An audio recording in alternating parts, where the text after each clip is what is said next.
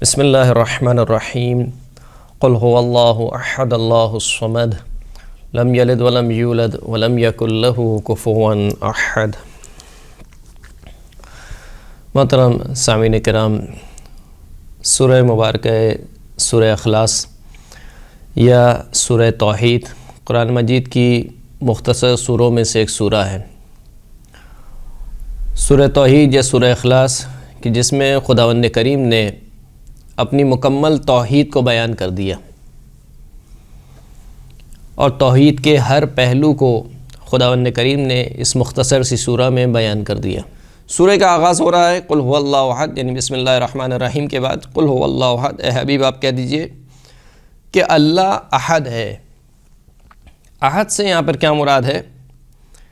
عربی میں دو لفظ ہیں، ایک ہے احد اور ایک ہے واحد۔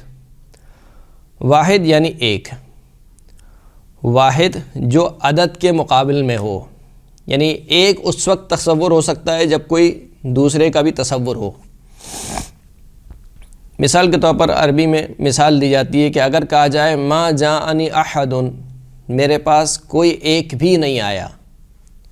احد دلالت کرتا ہے ذات پر بما ہوا ذات، یہ عدد کے مقابل میں نہیں ہے جو احد ہے، اگرچہ کہ جب ہم اردو میں ترجمہ کرتے ہیں تو دونوں کا ترجمہ ایک کے ذریعے سے کرتے ہیں۔ قل هو اللہ احد، اللہ کہہ دیجئے کہ اللہ ایک ہے، یا اکثر جو قرآن کا ترجمہ کیا جاتا ہے اس میں احد کا ترجمہ یکتا کے ذریعے سے یا تنہا کے ذریعے سے کیا جاتا ہے۔ تو بہرحال یکتا اور تنہا پھر بھی لفظ مناسب ہے لفظ احد کے ترجمے میں، لیکن ایک جو ہے وہ مناسب نہیں ہے لفظ احد کے ترجمے میں۔ تو احد جو ہے وہ بما ہوا ذات کے اوپر دلالت کرتا ہے۔ جب کہا جائے کہ ما جاءنی احد، میرے پاس کوئی ایک بھی نہیں آیا، یعنی کوئی بھی نہیں آیا۔ لیکن اگر کہا جائے ما جاءنی واحد، میرے پاس ایک نہیں آیا، تو اس کا مطلب ہے کہ عدد ایک کی نفی ہو رہی ہے۔ ہو سکتا ہے دو آئے ہوں، ہو سکتا ہے تین آئے ہوں، ہو سکتا ہے چار آئے ہوں۔ تو جو واحد ہوتا ہے وہ عدد کے مقابل میں ہوتا ہے، لیکن جو احد ہوتا ہے وہ کسی عدد کے مقابل میں نہیں ہوتا، وہ ذات کو بما ہوا ذات بیان کر رہا ہے۔ تو اب خداوند کریم نے قرآن مجید میں اپنی توحید کو لفظ واحد کے ذریعے سے بھی بیان کیا اور لفظ احد کے ذریعے سے بھی بیان کیا۔ قل انما الہکم الہ واحد، اے حبیب آپ کہہ دیجئے کہ تمہارا جو معبود ہے وہ فقط و فقط ایک معبود ہے۔ تو یہاں پر واحد کے ذریعے سے بیان ہوا، اور سورہ توحید میں بیان ہوا قل هو اللہ احد، اے حبیب آپ کہہ دیجئے کہ آپ کا جو پروردگار ہے، جو خداوند کریم ہے، وہ احد یکتا و تنہا ہے۔ تو ان دونوں میں کیا فرق ہے؟ فرق یہ ہے کہ جب خداوند کریم کہتا ہے کہ قل انما الہکم الہ واحد، اے حبیب آپ کہہ دیجئے کہ تمہارا معبود فقط ایک ہی معبود ہے، اس کا مطلب یہ کہ خدا کی ذات کے علاوہ خارج میں کوئی اور خدا جیسا نہیں ہے، یعنی وہ اکیلا ہے، وہ اپنے جیسا فقط ایک ہی ہے، اس کے علاوہ کوئی بھی نہیں ہے جو اس جیسا ہو، جس کی صفات خدا کی جیسی ہوں، جس کی قدرت خدا کی جیسی ہو، جس کا علم خدا کے جیسا ہو، جس کی ذات خدا کی جیسی ذات ہو، ایسا کوئی نہیں ہے خارج میں، یعنی خارج میں اللہ کے علاوہ کوئی بھی ایسا نہیں ہے جو اللہ کے جیسا ہو۔ اس وجہ سے کہا کہ وہ اکیلا ہے، واحد ہے۔ لیکن جب کہا کہ احد، اس کا مطلب ہے کہ خود اس کی ذات بھی احدیت رکھتی ہے۔ یعنی کیا مطلب؟ یعنی خود اس کی ذات میں ترکیب نہیں ہے۔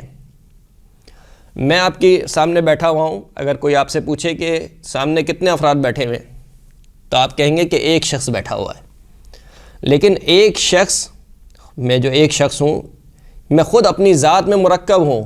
میرا ایک سر ہے، میرا ایک دھڑ ہے، میرے دو ہاتھ ہیں، میرے دو پیر ہیں، میری آنکھیں ہیں، میری ناک ہے، میرا منہ ہے، میری زبان ہے، میرے کان ہیں، یعنی کتنے سارے اجزاء سے مل کر میں ایک بنا ہوں۔ یا مثال دی جاتی ہے، مثال کے طور پر آپ سے کہا جائے کہ بھائی ایک کپ چائے لے آؤ۔ اب ایک کپ چائے لے آؤ، دیکھنے میں وہ ایک کپ ہے، لیکن اس کے اندر اجزاء موجود ہیں، پانی بھی ہے، پتی بھی ہے، چینی بھی ہے، دودھ بھی ہے، بہرحال۔ لیکن خداوند کریم جب کہہ رہا ہے کہ قل هو اللہ احد، یعنی اس کی ذات میں ترکیب نہیں ہے، خارج میں بھی کوئی جیسا نہیں ہے اور خود اس کی ذات میں بھی ترکیب نہیں ہے۔ ایسا نہیں کہ اس کا ایک سر ہو، ایسا نہیں کہ اس کا ایک پیر ہو، ایسا نہیں کہ اس کے دو ہاتھ ہوں، نہیں، وہ ترکیب سے عاری ہے، اس میں ترکیب ہو ہی نہیں سکتی ہے۔ کیوں ترکیب نہیں ہو سکتی؟ یعنی کیا فرق پڑ جائے گا اگر کوئی شخص سوال کرے کہ کیا فرق پڑ جائے گا کہ ہم ایک مرکب خدا کو مان لیں، ایک ایسے خدا کو مان لیں کہ جس کا ایک سر بھی ہو، جس کا ایک پیر بھی ہو، کیا فرق پڑ جائے گا؟ لیکن جب مرکب چیز بنتی ہے تو ہر مرکب اپنے جز کی محتاج ہوتی ہے۔ مثال کے طور پر میں مرکب ہوں یہاں پر، تو میں محتاج ہوں اپنے سر کا، دیکھنے کے لیے آنکھوں کا محتاج ہوں، سننے کے لیے کانوں کا محتاج ہوں، بولنے کے لیے زبان کا محتاج ہوں، کسی چیز کو اٹھانے کے لیے ہاتھوں کا محتاج ہوں، کہیں پر چل کے جانے کے لیے پیروں کا محتاج ہوں، یعنی میں ایک مرکب ہوں، لیکن میں مرکب اپنے اجزاء کا محتاج ہوں اپنے کاموں میں۔ تو اگر ہم خدا کو مرکب مان لیں گے، اس کا مطلب ہے کہ خدا اگر مرکب ہو گیا تو وہ بھی گویا نعوذ باللہ اپنے اجزاء کا محتاج ہو جائے گا۔ یا مثال کے طور پر چائے کی مثال ہے، چائے اس وقت تک نہیں بنے گی جب تک سارے اجزاء نہ ہوں۔ اگر کوئی ایک اجزاء بھی جز بھی کم رہ گیا، اس کا مطلب ہے کہ نامکمل ہے۔ پانی نہیں ہے مثال کے طور پر، دودھ نہیں ہے مثال کے طور پر، تو اگرچہ کہ اس کو چائے کا نام دیا جائے گا لیکن نامکمل ہے وہ۔ تو ہر مرکب اپنے جز کا محتاج ہوتا ہے، اس وجہ سے جو محتاج ہو جائے وہ خداوند کریم نہیں ہو سکتا۔ خدا کی ذات بے نیاز ہے علی الاطلاق۔ علی الاطلاق کا مطلب یعنی کسی بھی اعتبار سے نیاز نہیں رکھتی، نہ اپنے جیسے کسی اور کی طرف، نہ خود اپنی ذات میں۔ اپنی ذات میں بھی وہ محتاج نہیں ہے، بالکل بسیط ہے اس کی ذات، مرکب کے مقابل میں آتا ہے بسیط۔ تو یہ جو کہا جا رہا ہے قل هو اللہ احد، اے حبیب آپ کہہ دیجئے کہ خدا احد ہے، یعنی وہ اپنی ذات میں بسیط ہے، وہ مرکب نہیں ہے۔